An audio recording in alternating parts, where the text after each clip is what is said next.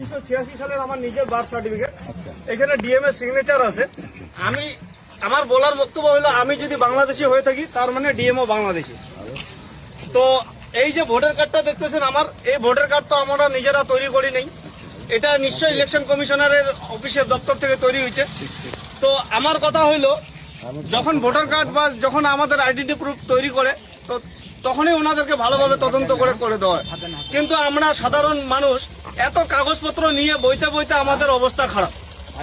তো আমরা সাধারণ মানুষ, গরিব মানুষ, আমরা খেটে খাওয়া মানুষ, আমরা ভাতের জোগাড় করবো না কাগজের জোগাড় করবো। আজকে আর এই কাগজ দেখানোর পরে আর কোনো কাগজ পাইনি। আমি গোয়াল ঘরের মধ্যে আমার বাবার পুরানা এই বাঙ্কুয়াটা পাইছি। তো এই বাঙ্কুয়াটা হচ্ছে আমাদের সঙ্গের সাথী। বাঙ্কুয়াটার সাথে সম্পর্ক আমাদের ছিল, আছে, থাকবে। তো আমি জনসাধারণের উদ্দেশ্যে একটা কথাই বলবো, যে একটা করে বাঙ্কুয়া ঘরে ঘরে রাখবেন।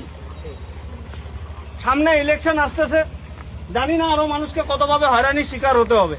আজকে সরকার আমাদের ভোট নিয়ে সরকার যেভাবে আমাদের উপরে অত্যাচার, মানসিক আঘাত করতেছে, আমি তো বলবো এই সরকারের প্রতি প্রথমে ব্যবস্থা নেওয়া দরকার। আমরা আজকে মানসিক আঘাতে কেউ লাইনের উপরে ঘন্টার পর ঘন্টা দাঁড়িয়ে আছে, কেউ অসুস্থ হয়ে পড়তেছে।